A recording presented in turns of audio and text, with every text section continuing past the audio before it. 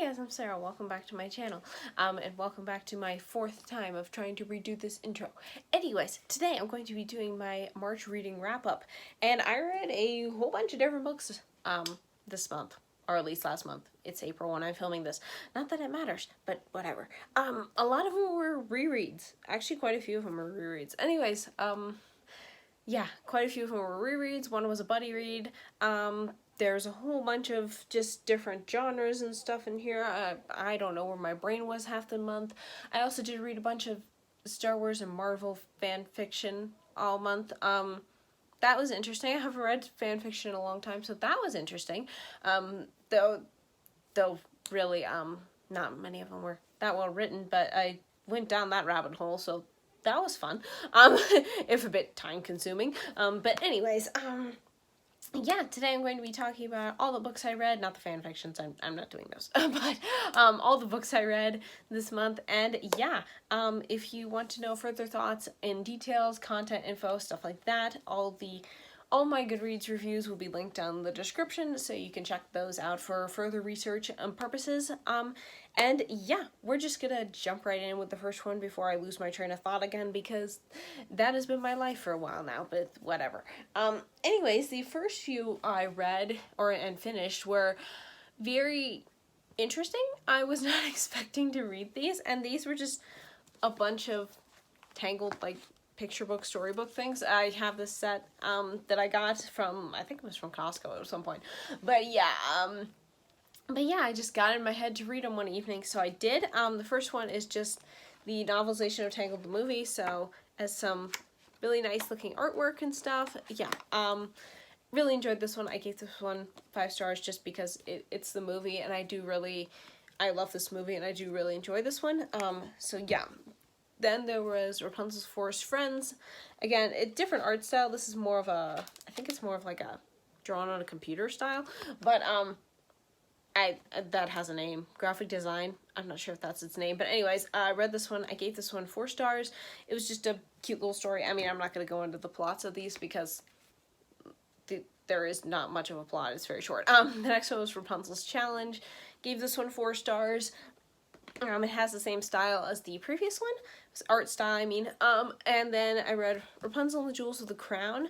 I gave this one 3 stars. I never really cared that much for this one. It does have a different art style. But yeah, it's still really cute. But yeah, I didn't really care for this one as much. And then the last one was Rapunzel's Royal Wedding, which has, again, a different art style. But yeah, this one more mirrors the first one, and then this one than the other two. But yeah, still, I gave this one 4 stars. Did I say that? I have no idea. But anyways, but yeah, still really enjoyed revisiting these, because I used to read these a lot when I was back in my extreme Tangled phase, which I never really got out of, but you know. But yeah, I still really enjoyed all of these. And the next one I finished was actually a buddy read with Lindsay from BFCG and Celestia, and we buddy read A Lonely Dance by Selena R. Gonzalez. This was a reread for me. It was a first time read for them, so it was kind of funny seeing everybody's reactions to things when I was just like, yeah, I know what happens already. But anyways, this is the second book in the Marigold Chronicles series, and it is a 12 Dancing Princesses retelling. And yeah, in it we follow Tristan. He was in the very first book, A Thieving Curse. You can read this by itself. I would recommend reading them in order because there are like spoilers and stuff like that. Definitely for A Thieving Curse, there's like spoilers of how the whole book ended. So if you are interested in the entire series, definitely start at the beginning. But anyways, we follow Tristan. He has been like assigned to be an ambassador for his king. So he goes to the kingdom of Talland, to like set up trade and stuff like that. But he runs into a problem there when he gets there, because the crown princess Alara, I believe is how you say her name. That could be wrong. I don't know.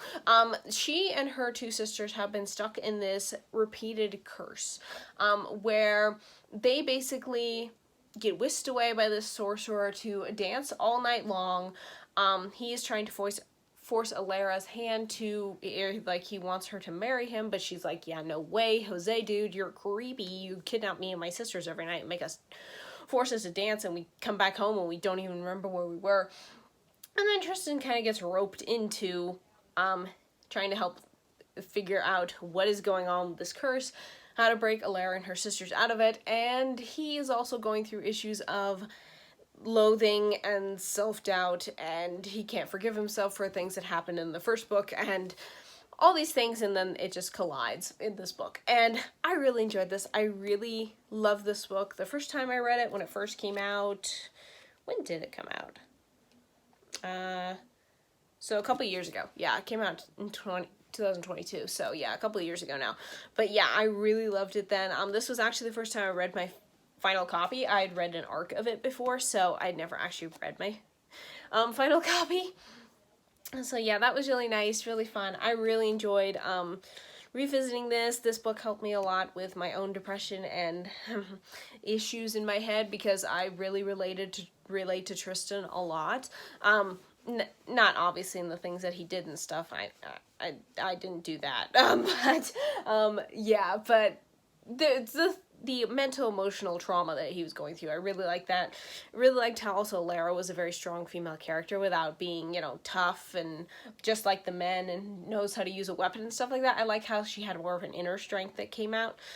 So yeah, really enjoyed this one. Really enjoyed buddy reading it with Lindsay and Celestia and hearing all their comments about it. I enjoyed rereading this one, and I re-gave it 5 stars. Okay, the next book I read was also a reread, and that is The Fact Book of Desert Horses by Christiane Sloik, I believe is how you say it. This is just a nonfiction information book about desert Arabians and like barbs and desert horses and stuff, with some really beautiful photography in it. This is a book I read a lot when I was younger. This was like one of my top favorite books. I definitely read this a ton, so I was rereading it to make sure I still liked it. Still really enjoyed this one. So yeah, I really enjoyed all the information and the pretty photography and stuff. So yeah, I don't really have much else to say about this, but yeah, I really enjoyed this one, and I gave it 4 stars. Then I finally caught up to the Midnight Hours series, which might have been a mistake considering the 5th book doesn't come out until I actually don't know when. But anyways, that is Remnant of Us by Mackenzie Gray. This is Christian dystopian. Yeah, I can't say much about this. It's the 4th book in a series. It still ends on a cliffhanger. The 5th book is going to be the last one, though, so if you haven't started the series yet and you hate cliffhangers, you might just want to wait until that one comes out, because these are some brutal ones. This isn't as bad. The cliffhanger in book 3 was the worst, in my opinion, but yeah, this one's still pretty bad. But yeah, yeah, our survivors of the Revelation prophecies and stuff are still running around and trying to survive. That's pretty much all I can say. It is a little bit more violent than maybe some other Christian books, but it never crosses into like gory or graphic. It's just a little bit more gritty. So yeah, bear that in mind if you go in. I do call this series like Left Behind, but better. That is just my opinion, at least, you know, in comparison to the Left Behind the kids books. I have not read the adult ones, so I don't know. But yeah, I still really enjoyed the series, really liked it. I gave it 4.5 stars. I have given the first 3 books 5 stars, but this one didn't have quite the is the wrong word, but like, I don't know, it didn't have quite as an impact on me as the first 3 books, so yeah, I did dock it half a star for that. So, but yeah, still really enjoyed this book, still highly recommend this series, especially if you like Christian dystopian, and there's been a sore lack of it lately. There's been a sore lack of dystopian lately anyways, but Christian dystopian especially. So yeah, this is a really great series if you like that. Then I read a poetry book that is Wading Through the Fog on a Sunny Day by Michaela Bush. And yeah, it's just different poetry pieces about life, relationships, and just all kinds of things. I mean, it's just poetry. So I really don't know what else to say about it. I do really like Michaela's poetry though. I'm not really a poetry person, but she's one of the few that I actually like her pieces and stuff. So yeah. Yeah, so I gave this one 4 stars. Then I actually read an entire trilogy in 1 month. This is pretty rare. I don't do this much anymore. I used to read like a whole series at one time. I could do that. Lately I have not been able to do that. So that was a surprise. That is the Remnant Trilogy by Angela R. Watts. This is Christian dark fantasy spiritual warfare. It's a very interesting combination. They're really good books though. The first book is Golgotha. The second book is Tabor. And the third book is, I believe you say Aceldama. I believe that's how this is pronounced. I actually don't know. But yeah. So yeah, I read all three of these in March, and it was a very interesting experience. I'm just going to tell you what the first book is about. The first book, in Golgotha, we are following several different characters. The first one is Prince Moray. He is going to become king of his country. His father's like stepping down and is going to give him the throne. However, he kind of has a secret. He has been practicing black magic, forbidden black magic. Because in this world, there are the wizards and the witches and the warlocks, and they practice black magic, which is forbidden. But there are other people in the kingdom who are called gifted. They have been gifted by Elohai, I believe is how you say the name, which is God in this world. And they have been gifted with like magical abilities they have been gifted by magical abilities by God in this world. And so it's kind of a clash like that, but Moray doesn't have that. So he has turned to forbidden black magic. So he is a wizard, and he's doing it illegally because his parents and his younger brother Finnegan, they are believers, and they're against black magic and stuff, so he's been keeping it hidden. On Prince Moray's coronation, his parents get murdered, mysteriously. They just suddenly drop dead right there. And then he and his younger brother Finnegan, who is gifted with the magical ability to be able to like create energy and like blue fire and stuff, they are cast into this world's version of hell, which is called Golgotha, which is the land of monsters and bones and like demons. They can see the demons and stuff like that. They are cast there. Unfortunately, they are also soon followed by Princess Amma. She is Moray's betrothed. She is basically there to like bridge an alliance between her for protection for her clan to their kingdom. She doesn't really want to marry Moray, but she's willing to do it for her people. Unfortunately, she and a smart-mouthed mercenary named Gunnar, who is sent there to basically get her out. When the coup happens, they get thrown into Golgotha too. So now all these people are there. None of them like each other. I mean, some of them like each other, but not many. But yeah, then things go from there, because now the group there has to figure out how to get out of Golgotha and get back to their kingdom before things fall apart. And from this coup that took over and basically is enslaving the people and throwing dark magic around, and it's crazy. And yeah, and then the rest of the series kind of follows their aftermath of dealing with what happened with the coup that happened in the first book, and they're being sent to Golgotha and the stuff that follows afterwards. This is a very, very intense series. I did have to stop several times when I was reading Golgotha and read something else later. I was reading a different book, which I'll talk about later, at around the same time, which was much lighter. But yeah, I did get to a point where I just read the whole thing. I really liked Golgotha. Golgotha is definitely my favorite in the series. Moray was a jerk at first, though. I did want to pound his head into the wall for most of the book, but he does get better. He does have a redemption arc and stuff, but yeah, I really enjoyed this. The violence is upped more in this series. Angela R. Watts is known for her more gritty PG-13 style violence and stuff like that. There's a few swear words in here, things like that. Check out my content reviews on those if you want more information on the details and stuff like that. But nothing went really over the top in the first book. Technically, for the bloodiness factor, I would say Tabor was the worst one, because there were a couple times in here when they used magic to like, because there's like cannibalistic giants for one thing, not knights, giants. So they often capture people and eat them. There's a couple of things there. Nothing's overly detailed, but sometimes it's like blood splatters and stuff like that, and some things are like semi-detailed, and it's just kind of like, okay, that's nice. And a couple of times when they're battling these giants, somebody uses magic against them and like explodes their heads to kill them. That scene was a little bit like, that kind of almost crossed a line for me, but it wasn't too detailed. It's just the idea of what I know that would probably look like that was enough. But yeah, definitely this one's the most bloody of the three, but yeah, I gave Tabor 3.5 stars. I had some issues with this one, mainly because towards the middle, like, they were often just wandering around in places doing the same thing for chapters and chapters, and I kind of got a little annoyed by that. It could have been my mood at the time too, because I was in a very strange headspace when I was reading this book. So that might have had something to do with it, but I did get a little irritated a bit. They finally did, like, catch up to the people they were trying to look for, so then it's like, okay, at least we have a little few more character dynamics.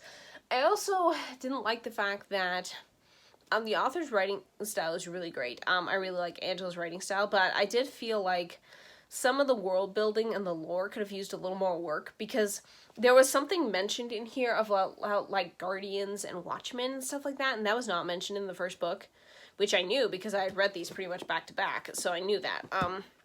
But yeah, and it felt very disjointed, because that was like an important thing. The lore that was mentioned here was important to what they were doing in the plot, but I had no clue what it was about, so I had no context.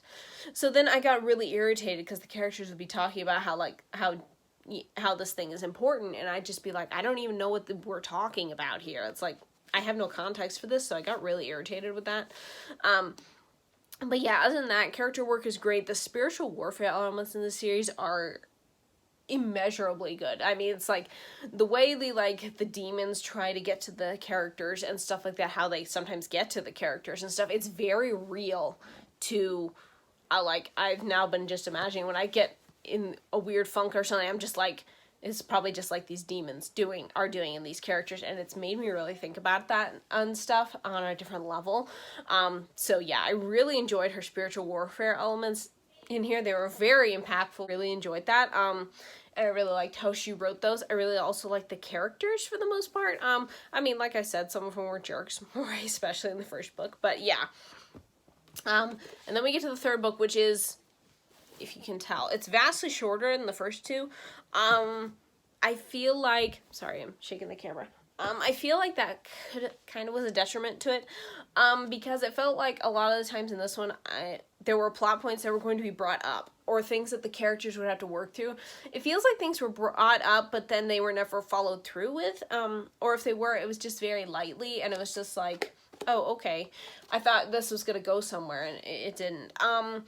So yeah, I feel like some plot elements could have been taken a little further, or some character arcs, but they really weren't. Finnegan especially, I felt like didn't have... His character kept jumping back and forth, which I found kind of like interesting. It felt like the author was trying to go somewhere with it, but it always just circled back to the same place. Gunnar felt very similar in this book as well.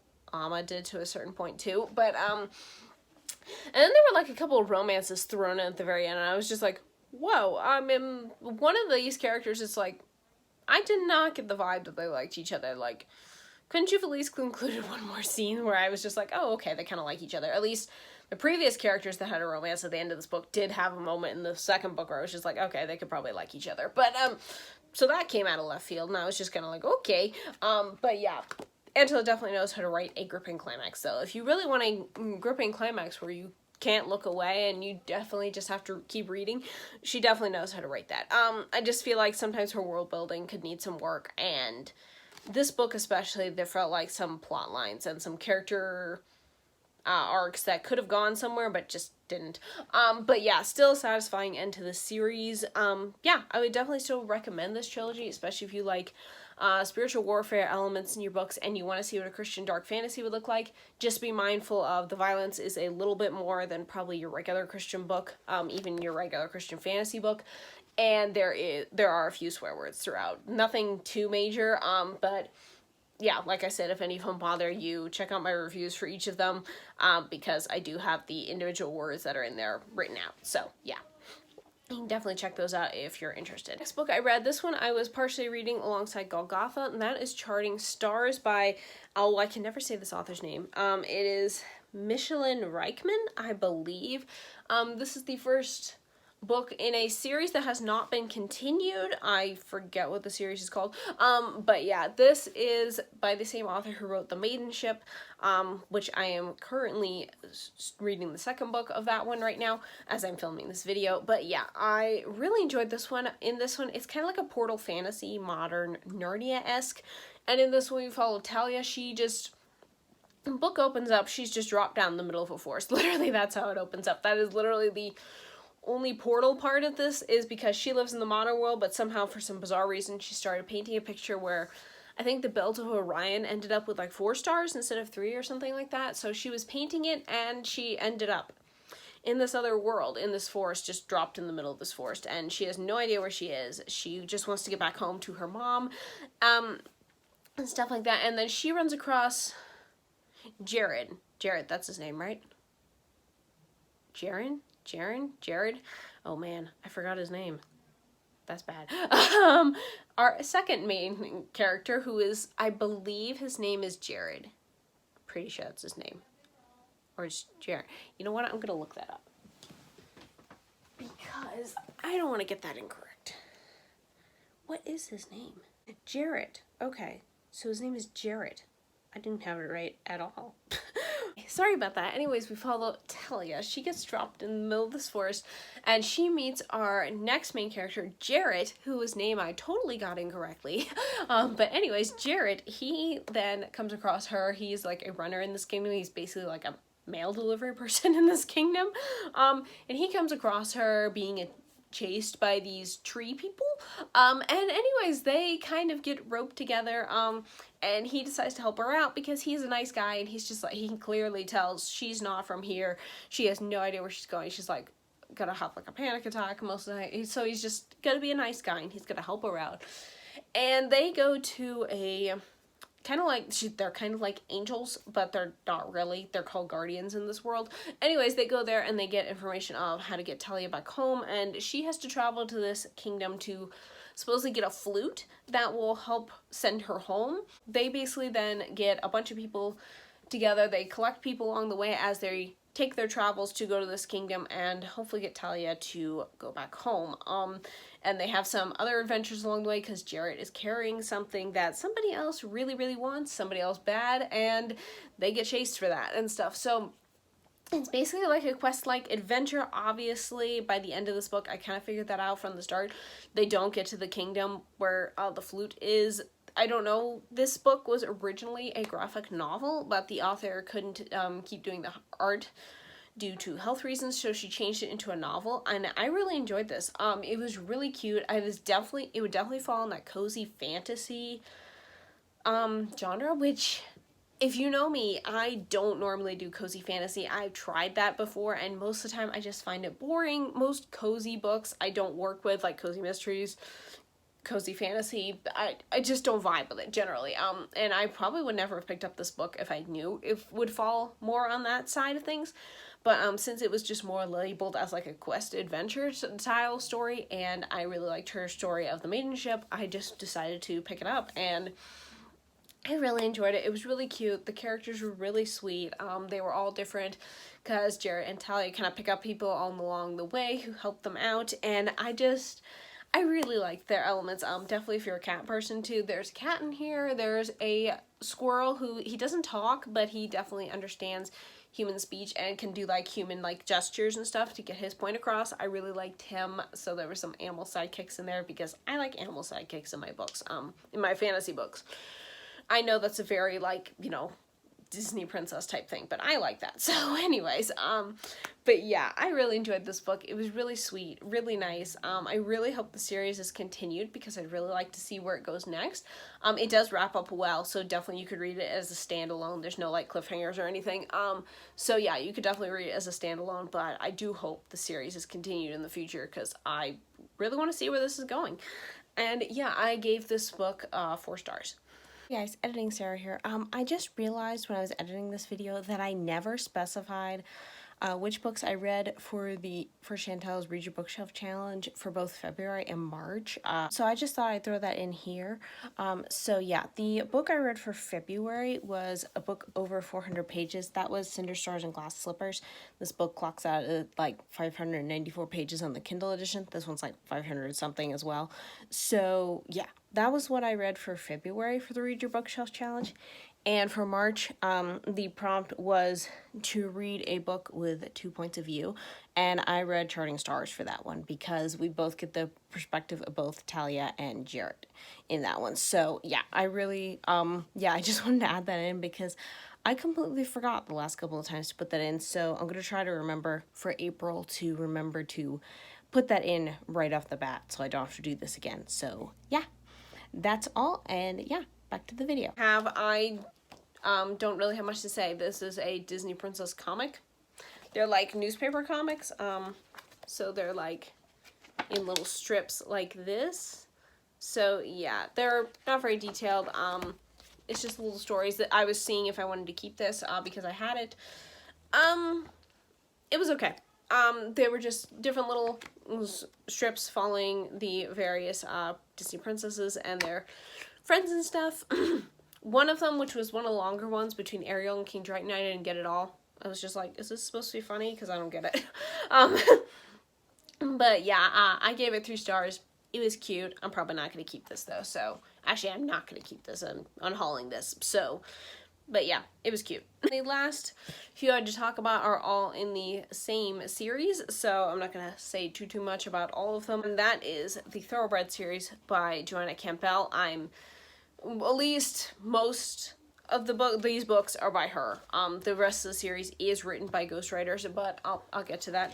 The first one is like a prequel to the series. That is Ashley's Diary. Then I read, because I don't own book 1, I just read book 2, which is Wonder's Promise. Book 3, Wonder's First Race, and book 4, Wonder's Victory. So these are all like horse racing books that were written back in the 90s. So like they're I think the copyright date on these are like, well, this one's 1995. This one was written after the main series. But yeah, these are older books. I read these a lot when I was a kid, and I really enjoyed them. This one I read first since it was a prequel. I was trying to go in somewhat chronological order. But and this one goes back to when Ashley, our main character Ashley, lived on her parents' breeding farm, and then if you've read the first book of the series, you know they ended up moving to a different racehorse farm because for her parents to be the breeding managers there, because virus swept out their whole stock in this story. And so that happens along with like horses being stolen and stuff. And I don't know why I read this a lot when I was a kid, because honestly, this is sad. Like, the happy moments in this book are like a few. I mean, I did read this when I was in a down mood though, which was probably not the smartest idea in the world. But I knew it was in the book, but I also forgot how bloomin' sad it was.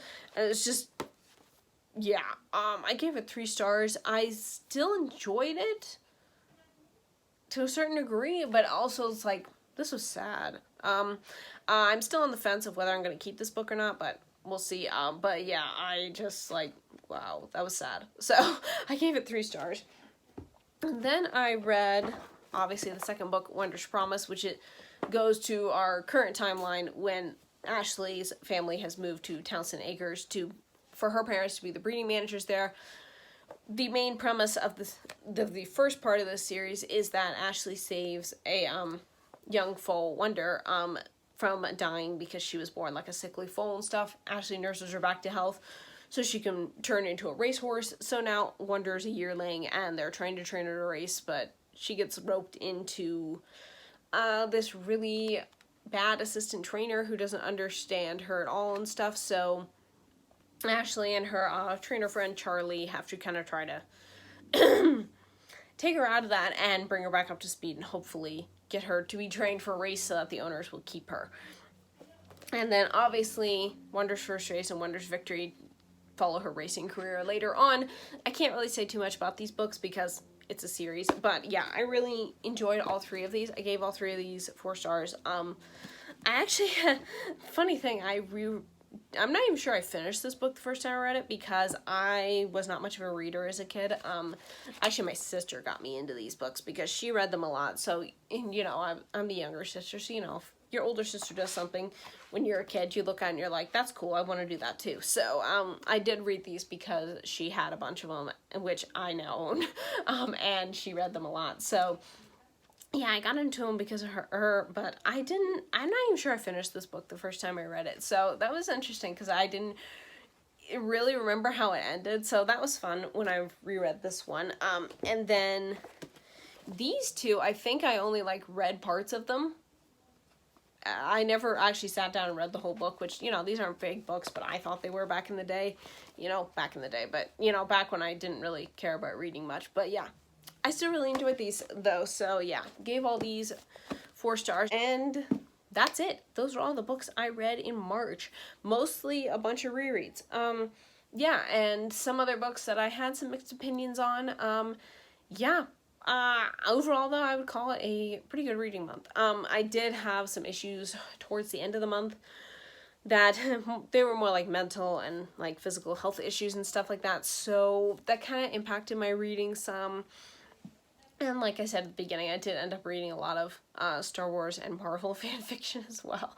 So that kind of cut into my reading novels time, but I had a good time doing that. So that was fun to do. I overall really enjoyed pretty much most of the books I read.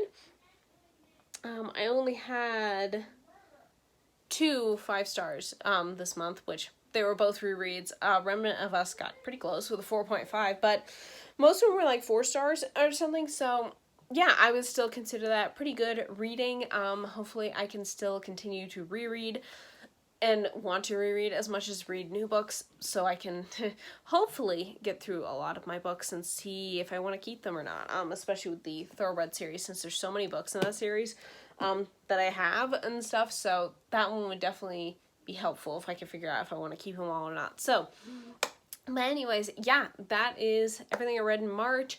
Let me know down below in the comments, you guys, what you are either currently reading or maybe your favorite book that you read in March, or if you didn't read a favorite book in March but you read a book that you really didn't like, feel free to rant down below.